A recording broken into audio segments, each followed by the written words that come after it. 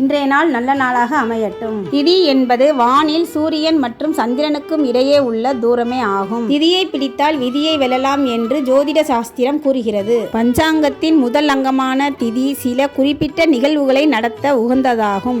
மேலும் செல்வ விருத்தியை இந்த திதி வழங்கும். ஒருவரின் செல்வ வளத்தை பெருக்கிக் கொள்ள திதி தேவதைகளை பிறந்த திதி வரும் நாளில் வணங்குவது அளப்பரிய நல்ல பலன்கள் கிடைக்கும். அமாவாசை என்று சூரியனும் சந்திரனும் இணைந்திருப்பார்கள். பௌர்ணமி என்று சூரியனும் சந்திரனும் நேர் எதிரில் 180 டிகிரியில் இருப்பார்கள். சூரியன் சந்திரன் ஒவ்வொரு நாளும் எவ்வளவு தூரம் விலகிச் செல்கிறார் என்பதை குறிப்பதே திதியாகும். அமாவாசை என்று சேர்ந்திருக்கும் சூரியனும் சந்திரனும் பிரதமை என்று பிரிந்து மீண்டும் சேர்வதற்கு 30 நாட்கள் ஆகும். இந்த 30 நாட்களும் 30 திதியாகும்.